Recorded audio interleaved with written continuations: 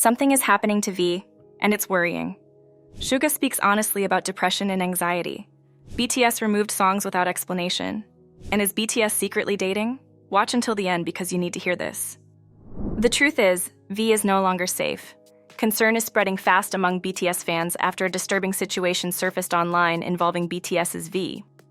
The issue began when a TikTok user allegedly talked about harming him at one of BTS's upcoming concerts in Mexico.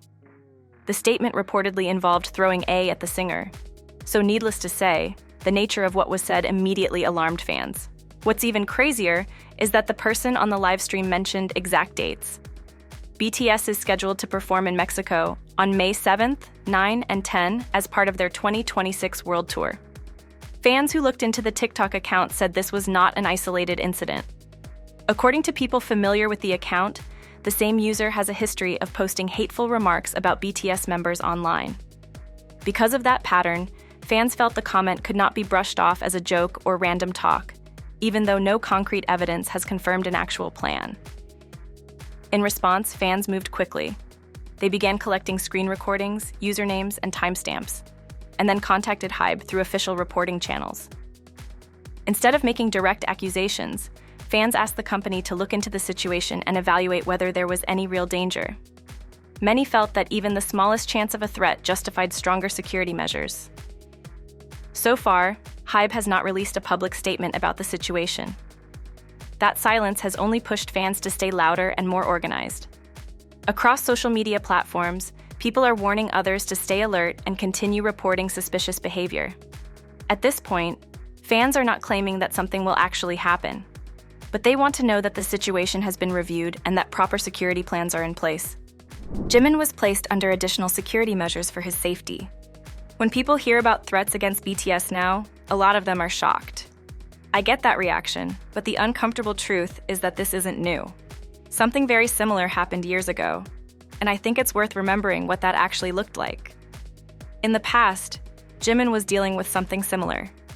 By the time the most serious one appeared, it was the third time he had been targeted. This particular message claimed he would be K-Ed on September 5th in Los Angeles, the same city where BTS was scheduled to perform. What really changed the tone of the situation, though, were the details. At that point, it stopped feeling like empty internet noise and started feeling personal and deliberate. And this didn't come out of nowhere. Months earlier, the first incident appeared just before BTS was set to perform in California. That message also included a photo, but what stood out was that it allegedly showed a seating chart from the venue. Whoever posted it clearly knew where the concert was and had taken the time to look into the setup. Then, in May, right before BTS performed in Texas, another incident surfaced. By then, it was impossible to pretend this was a coincidence. After the second incident, Jimin spoke publicly about what was happening. He admitted that he was taken aback when he first heard about it, which honestly feels like the most human reaction possible. At the same time, he tried to ease fans' fears. He explained that the staff was supporting him closely and that people didn't need to worry too much. Still, even then, you could tell this wasn't being treated lightly behind the scenes. During that period, Big Hit Entertainment stayed in contact with U.S. law enforcement. Police monitored the concerts and kept an eye on the situation, and extra security measures were put in place around the venues. Despite the repeated incidents and the disturbing images attached to them, nothing ever happened. However, when the third incident appeared later that year, Big Hit confirmed that it was aware of it. The company made it clear that it wouldn't relax security just because it hadn't yet turned into action. They said they had been fully prepared before and would remain prepared again, with the members' safety as the top priority. Looking back now, I think those events explain why fans react so strongly when something like this happens today. BTS had to delete some of their songs because of a composer. Or at least this is what fans suspect. Lately, a lot of BTS fans have been coming to a realization. Some of BTS's songs might never be performed again. And no, this isn't because BTS has outgrown them or decided to erase the past. The reason sits somewhere else entirely, tied to events that happened long after those songs were released. To make sense of it, you really have to go back to May 2020. That's when composer Bobby Young, from the indie band Autumn Vacation, became the center of serious legal accusations. At the time, reports said he was accused of secretly recording private footage and engaging in severe personal misconduct, involving a woman in her early 20s. She was described as an aspiring singer, and the two were reportedly in a romantic relationship. The case quickly drew a lot of public attention in South Korea. Jung denied the accusations during the legal process, and that first case was eventually dismissed. At the time, it looked like that might be the end of it, but it wasn't. In February 2021, another woman came forward with similar claims. This time, prosecutors decided to combine the cases and formally charge Jung. He wasn't taken into custody right away, but the investigation continued under South Korean laws that deal with serious personal crimes.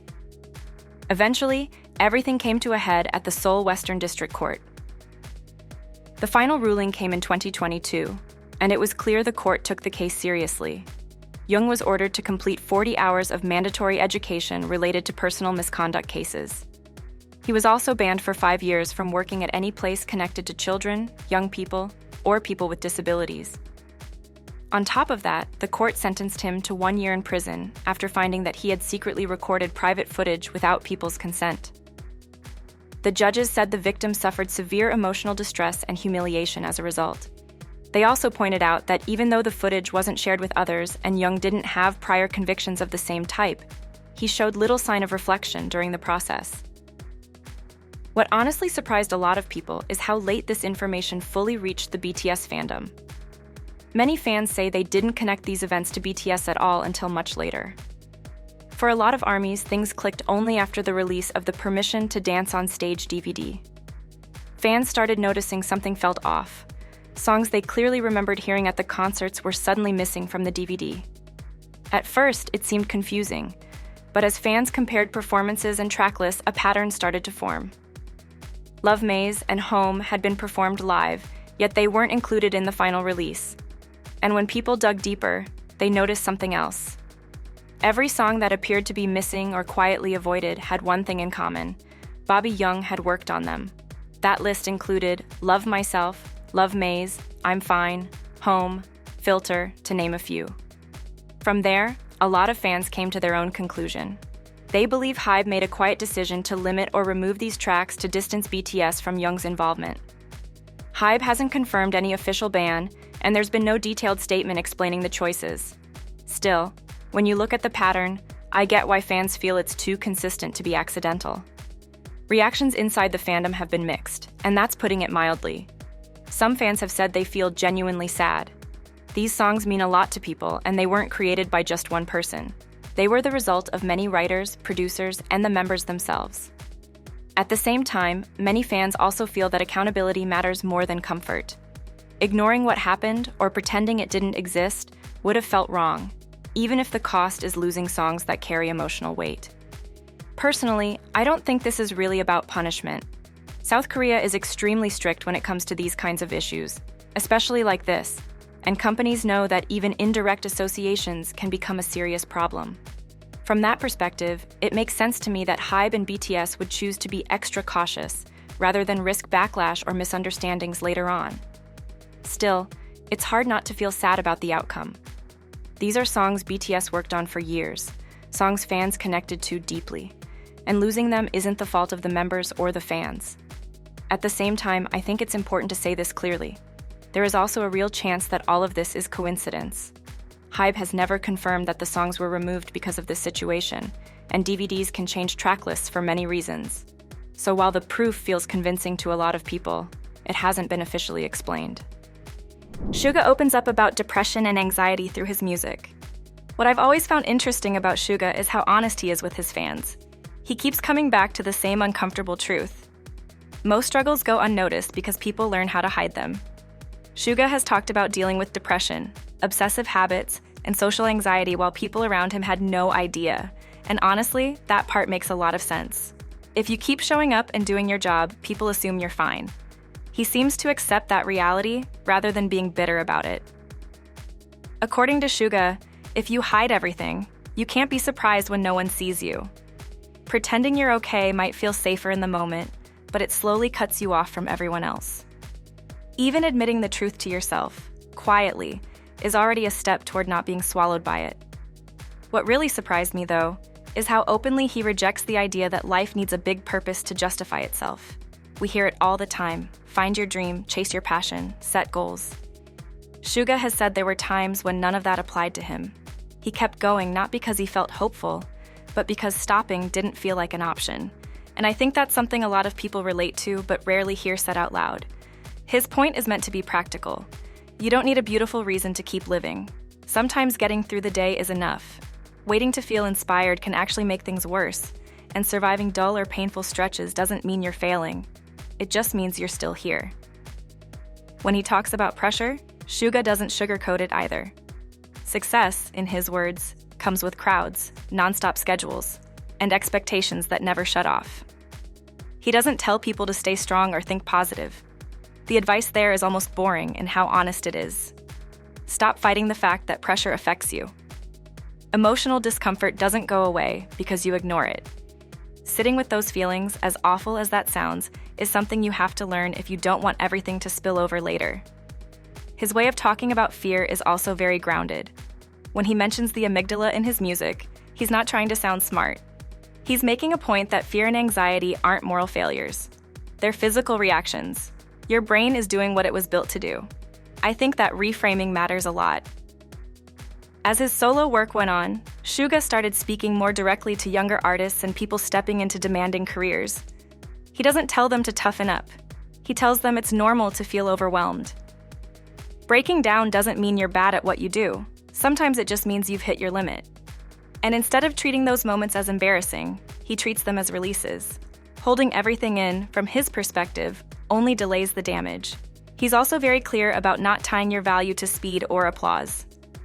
Looking back at his younger self, he seems almost gentle in the way he talks about progress. It doesn't have to be fast. And it doesn't even have to be obvious. Moving forward slowly still counts, even if no one notices. That idea alone probably takes pressure off a lot of people.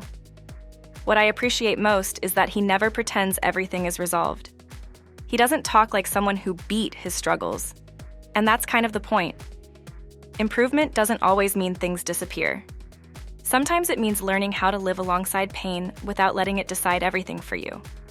His advice isn't about becoming endlessly happy. Instead, it's about being honest, letting yourself feel what you feel, understanding your own mind a little better, and continuing on, even when it feels slow and unimpressive. Is BTS secretly dating? Before getting into any of this, I think one thing needs to be said clearly. BTS should be left alone when it comes to dating. They're global artists, but they're also human beings who deserve private lives like anyone else. If they ever want to share something personal, they've shown time and again that they're capable of doing so on their own terms. Until then, constantly speculating, connecting random dots and spreading dating rumors is intrusive. At some point, it stops being interest and starts becoming disrespect. Wanting updates on their music and work is fair, while feeling entitled to their private lives is not. It feels like dating rumors around BTS never really die. Even when there's no proof or confirmation, the same names keep getting dragged back into the conversation.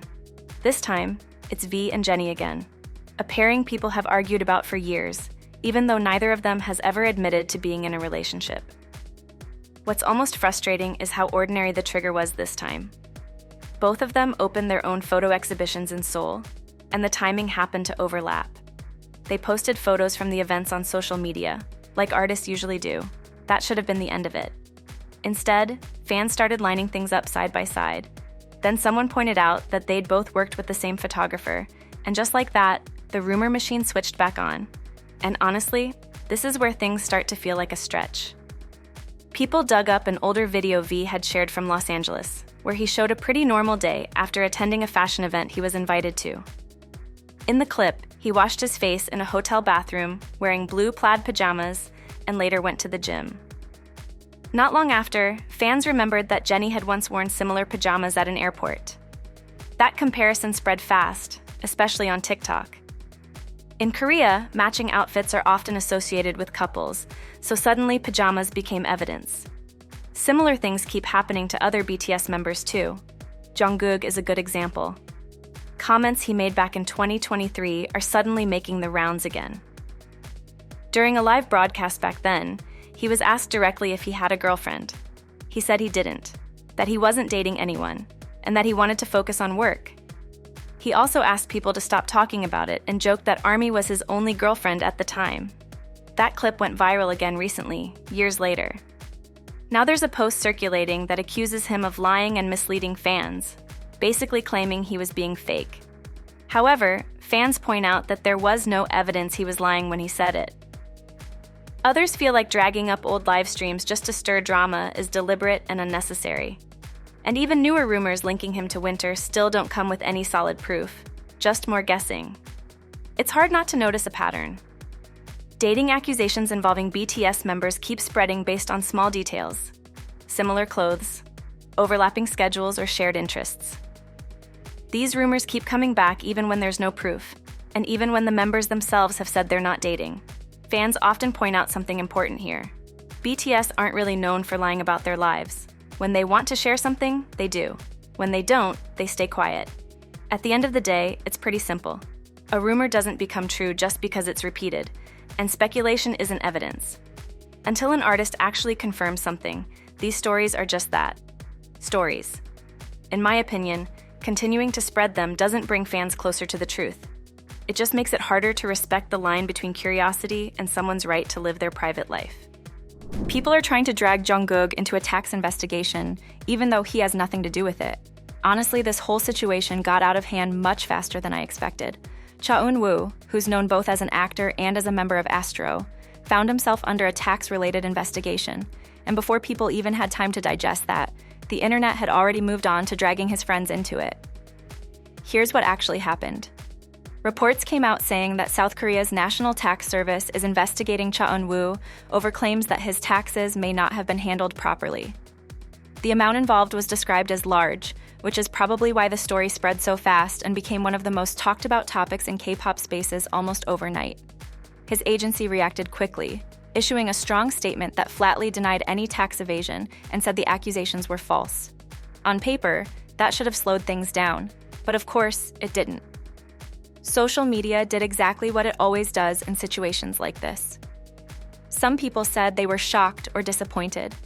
Others pushed back and said everyone should wait for official results instead of jumping to conclusions.